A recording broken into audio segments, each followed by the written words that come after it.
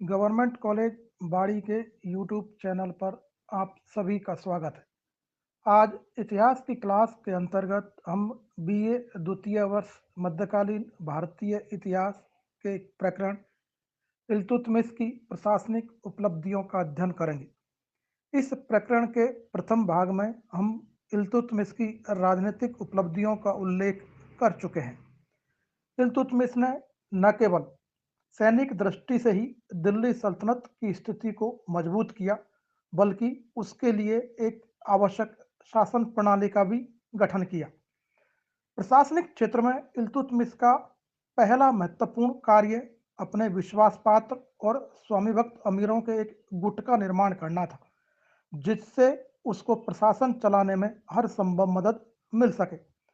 दरअसल इल्तुतमिश ने इस बात को समझ लिया था कि अपने अधीनस्थ कर्मचारियों की पूर्ण स्वामी भक्ति प्राप्त करने का केवल एक ही उपाय है कि शासन के सभी उच्च पदों पर वे अमीर नियुक्त कर दिए जाएं, जो अपनी उन्नति के लिए पूरी तरीके से उसकी कृपा पर निर्भर हो। फलस्वरूप इल्तुतमिश ने तुर्क दास अधिकारियों के एक दल का गठन किया, जिसे हम आम तौर पर 40 गुलामों के दल के नाम से जानते हैं, और शासन के सभी उच्च पदों पर इस दल के लोगों को नियुक्त कर दिया।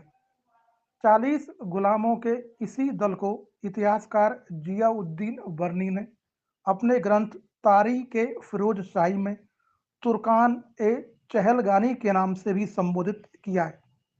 40 गुलामों के दल का अभिप्राय ये नहीं है कि इस दल के सदस्यों की संख्या 40 थी, अपितु इस दल में उन तुर्क अमीरों को रखा गया जो अपने प्रारंभिक जीवन में इल्तुतमिश के दास थे और उसी की कृपा से शासन के उच्च पदों पर पहुंचे थे।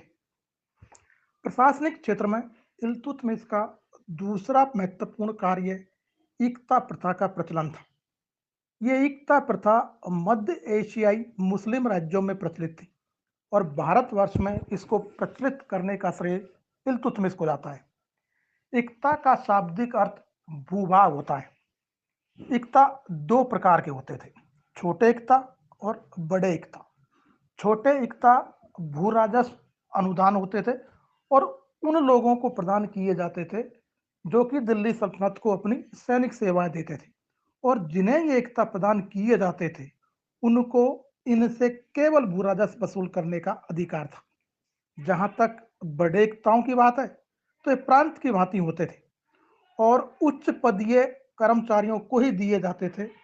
इन उच्च पदीय कर्मचारियों को मुक्ता और कभी कभी बली के नाम से भी संबोधित किया गया है। इल्तुतमिश ने स्थानीय हिंदू सामंतों का विनाश करने के लिए और साम्राज्य के सुदूर स्थित प्रदेशों को केंद्र से जोड़ने के लिए इस एकता व्यवस्था का सहारा लिया था। इल्तुतमिश ने प्रशासन के क्षेत्र में मुद्रा प्रणाली को भी व्यवस्थित करने का प्रयास किया। उसने पूर्ण रूप से अरबी ढंग का चांदी का एक नया सिक्का चलाया, जो तौल में 175 ग्राम का था और जिसे टंका के नाम से जानते हैं। चांदी के टंके के साथ साथ इल्तुतमिश ने छोटे सिक्के के रूप में तांबे के जीतल का भी प्रचलन किया।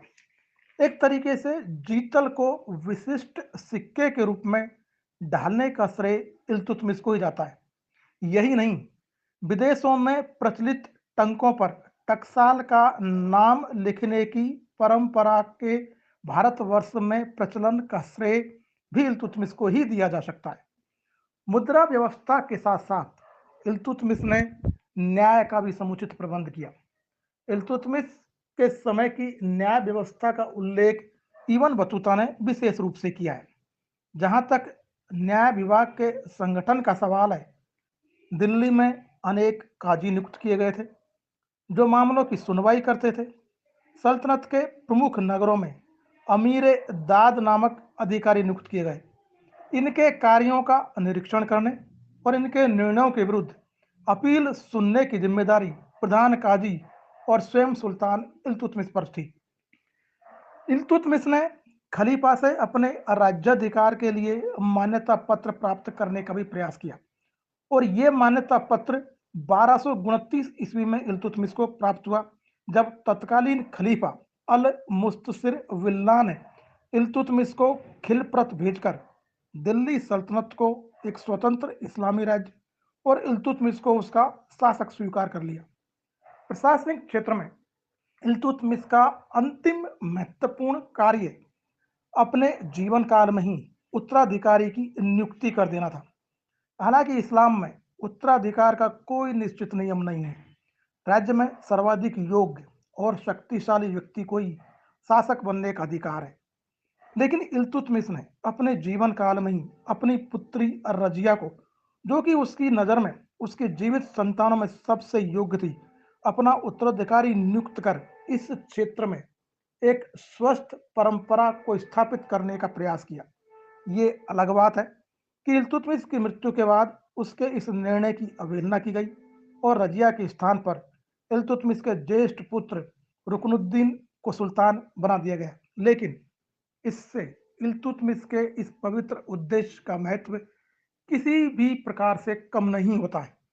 अगर उसके इस निर्णय को क्रियान्वित किया जाता और इस परंपरा को आने वाले मुस्लिम शासकों के द्वारा निभाया जाता, तो संभव है कि उत्तराधिकार को लेकर मुस्लिम काल में जो खून खराबा हुआ वो रोका जा सकता था।